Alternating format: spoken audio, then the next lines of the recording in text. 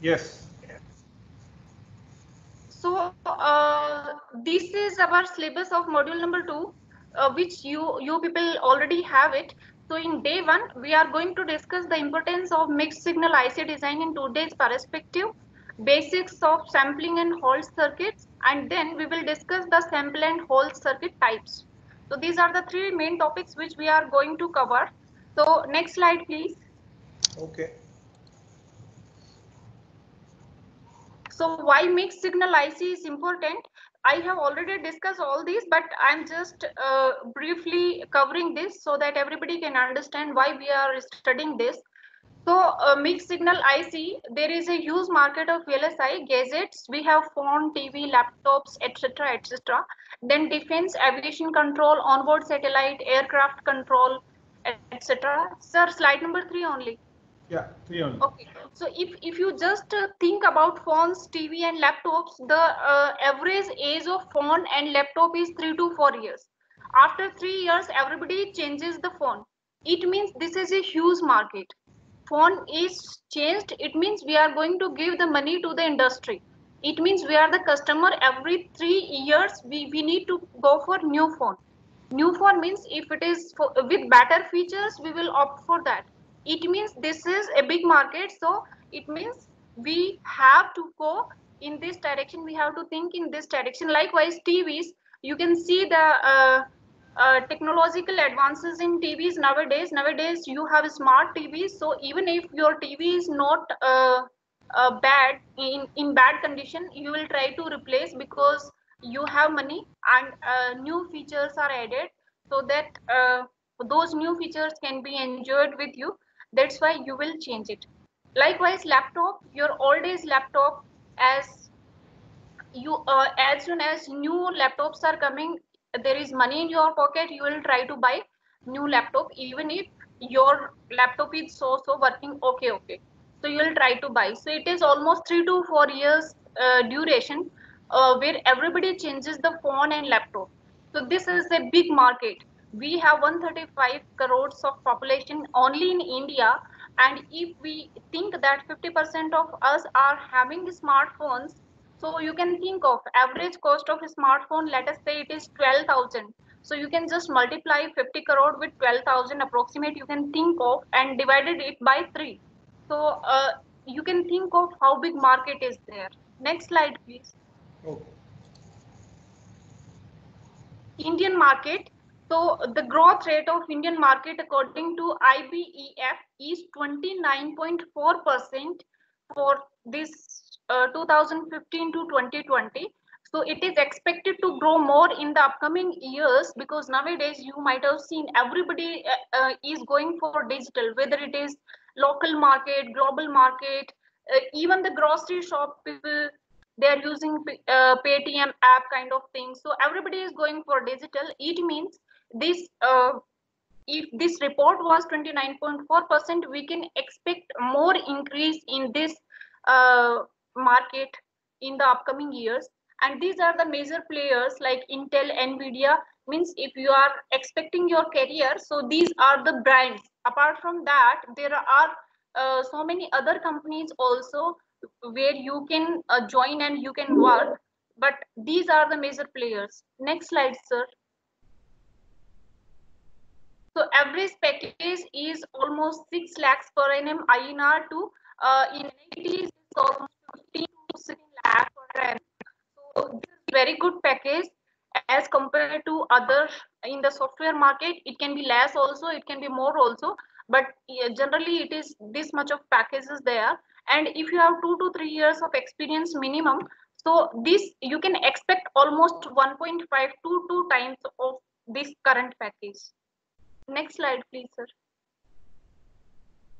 Why mixed signal ICs we need to go for? Actually, every signals occurring in the nature are the analog type of signals, and if we want that our analog signal should be used by somebody else, so there is a processor in between. That processor is essentially digital nowadays. So actually these natural occurring signals cannot go to platform directly, so they need to go through a process. So this is where the mixed signal IC will play a vital role. So for example, my voice is analog signal. I am going to give this voice to your ears. It means it is going to the machine. So there is analog to digital converter at my machine, and digital to analog converter at your machine, which is going to make it convenient for all of us. Next slide, sir. Thank you. So let us come to today's lecture, basics of simple and hold circuits. Basic fundamentals of simple and hold circuits are actually these circuits are often used at the front end of analog to digital converters to relax their timing requirements. And these are also used at the back end of the digital to analog converters to suppress their impulses, which can be because of digital to analog conversion. So that is actually unwanted noise. That unwanted, am I audible to all? Am I audible to all?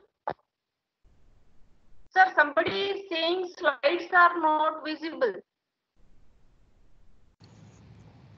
Madam, Am I yeah, ma'am, you are audible, and we have requested them to leave the meeting and rejoin again, so they should be able to see now. Okay, sir. Fine, sir, fine. So I hope everybody is able to see the slides. So basics of sample and hold circuits. Here, sample and hold circuits, as I told you, A to D converters. In front of that, we'll be using these circuits, and at the back end of D to A converters. See, D to A converter and A to D converters. Before that and after that, we need sample and hold circuit. Sample means you are taking the sample. Hold means you will keep that sample with you so that it can be used for the further. Sorry? Hello? So this is the interface between analog and the signal processing system, and the precision and the speed commensurate with overall performance is a must for sample and hold circuits. Sir, next slide, please. General sampling considerations.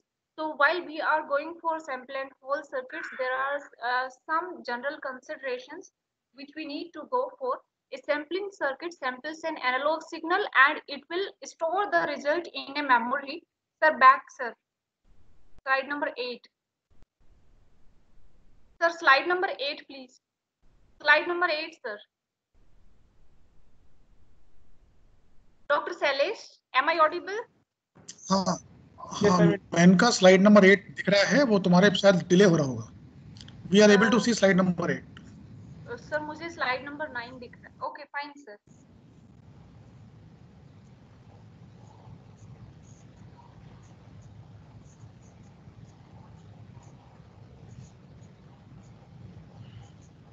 Everybody is able to see the slide number 8?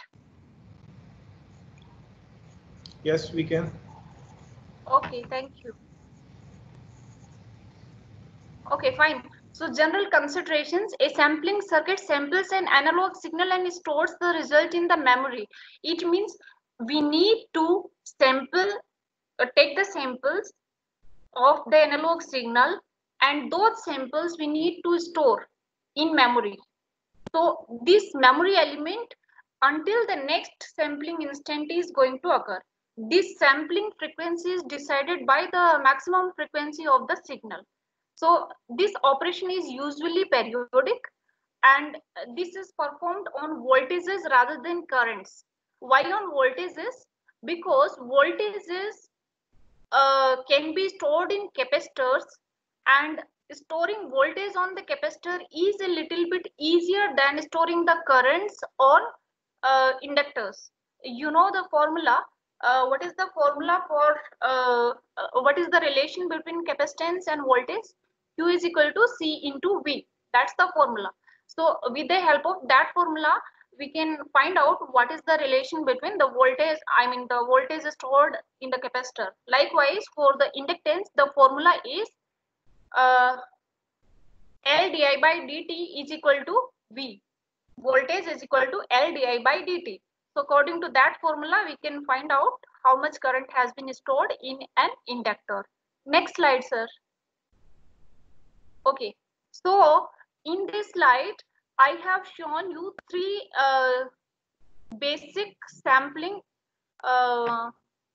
diagrams, basic sampling graphs I have shown you. So in these three graphs, the first graph, very first graph is actually the graph in which we can say this is the ideal one. There is some signal. This sinusoidal signal is the original analog signal, and then we have some sampling frequency. That sampling frequency is decided by this Ts. You can see between two rising edges of these impulses, there is the time difference Ts. This Ts is nothing but the sampling time. So the sampling frequency will be 1 upon Ts. This sampling frequency is decided by what is the maximum frequency of this sinusoidal signal. So since this is only one signal, so there is only one frequency.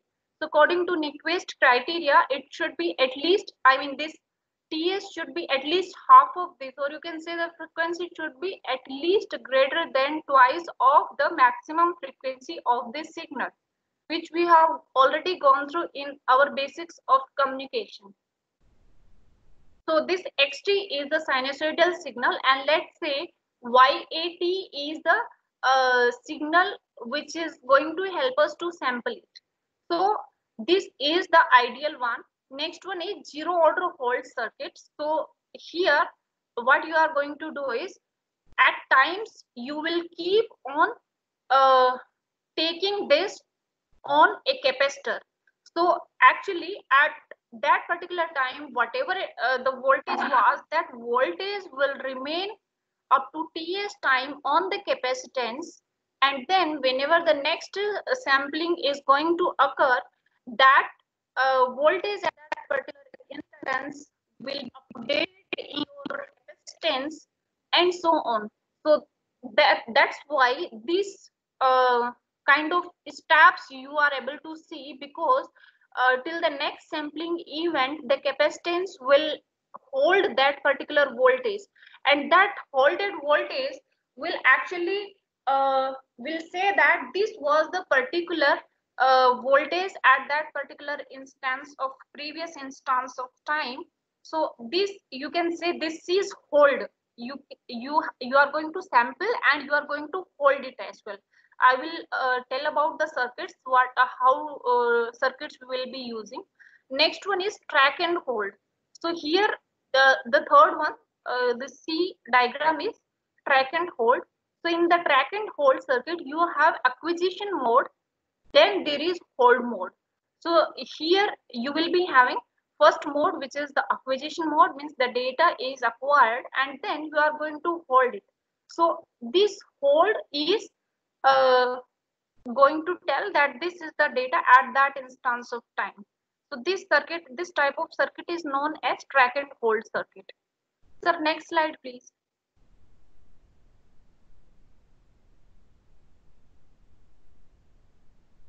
Sir, next slide. If you have any questions, you can type in the chat box so that I can reply when we are going to finish this part 2. Yes, audience, if you have any kind of questions, please type in the chat box. Sir, next slide, please. Now, is it not slide number 10? I can see slide number 10. Okay, sir. Is it visible by you on slide number 10? Okay, I'm going to slide number 10.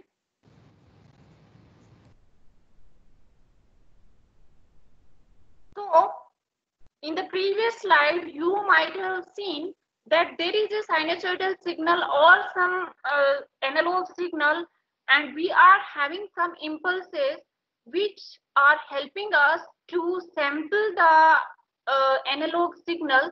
So actually, mathematical representation of this is required. So that mathematical representation, how we can have that is presented in this slide number 10. Here you have a signal YAT. This YAT is nothing but the signal which is helping us to which is going to help us to take the sampled signal. Xt was the original sinusoidal signal, and then we have delta t minus k times of ts, where k is starting from minus infinity to infinity. So this delta is actually direct delta function, which says that whenever delta 0 is there, for example, this is t minus kts, means t is equal to k times of ts. Only at those points the value of this delta function will remain 1, otherwise is going to give us 0. So x multiplied with this delta t minus kts, these are nothing but those ts separated impulses, because the value of delta t minus kts at those points is 1, while xt is non-zero value. So actually 1 multiplied with something will go to that particular value. So actually this impulse value becomes the value equal to xt at that particular instance of time. So this is how we are getting this YAT signal, which is nothing but the sampled signal. Now, in order to find out how it will be helpful for us in the frequency domain, what we have to do, we have to convert it into the frequency domain. So the next two equations are the frequency domain conversion of this equation 2.1. So this is YAF in the frequency domain. We'll be using Y as capital, and F is, since in the frequency domain the main variable is frequency. This is equal to x time of F. X is capital, you can see capital means the frequency domain, and F is the variable is frequency, that's why we have taken it. And then the when we will be doing the frequency domain translation, this will come as it is, just 1 upon ts will be there, and this will delta f minus n upon ts. This will be replaced in this fashion. So I am not going in the mathematical details. It is really very easy. You might be knowing that the dot is converted into convolution and convolution is converted into dot and vice versa. But here, since this is the delta signal only, so you will get x if, and then this delta function is changed in this manner that you will get n is equal to minus infinity to infinity 1 upon ts delta f minus n upon ts. So this is why you this is how you will get it. And then when you will convert this further, you will get 1 upon ts and summation of n is equal to minus infinity to infinity x f minus n by ts. This is nothing but the delta signal we have multiplied with xf. That's why you are getting, I mean, we have convolved it. So this is why you will be getting xf minus n upon ts. Now it is easy for us to see that how this has been converted into the frequency domain. Sir, next slide, please.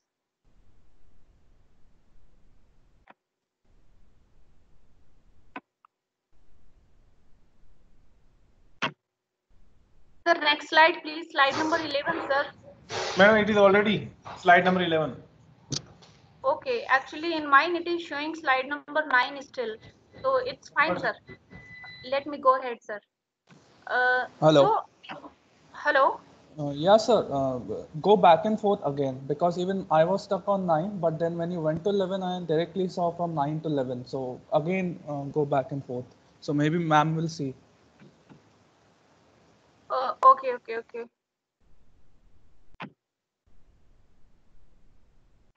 Yeah, it's working. I believe it will work now. Yeah. So 11, we are at slide number 11 now. Sample and hold circuits. So basic sample and hold circuit is shown in this slide. What you can see, the input signal is V in, which is here. For the best simplicity, what I have done is I have taken complete sinusoidal signal. Sinusoidal means there is a single frequency F. Okay. For example, this is sine omega t. So omega upon 2 pi is the single frequency of this particular signal, and then we are going to give this signal to this particular circuit, and then we'll be taking this output. So in this you can see there is a switch S which we are periodically closing according to the sampling rate. We will be closing this signal, and then the CH is the capacitor which is going to hold your data. So this switch, closed switch, means whatever voltage you will be having at the input, it means this will go to the CH. So CH means this is nothing but the output, means whatever value of voltage at CH you will be able to see that is going at the output. So this is how you will be getting. You are not getting a smooth step or smooth profile, because this capacitance is analog. So you can have some noise also, some delay, since some resistance is also associated, so there might be some decay as well. So that's why you will be getting a little bit noise, and it is not very sharp step. You can see steps are there, but these are not very sharp. So this is how the basic sample and hold circuit will be working. So let us come back to the next slide now, slide number 12.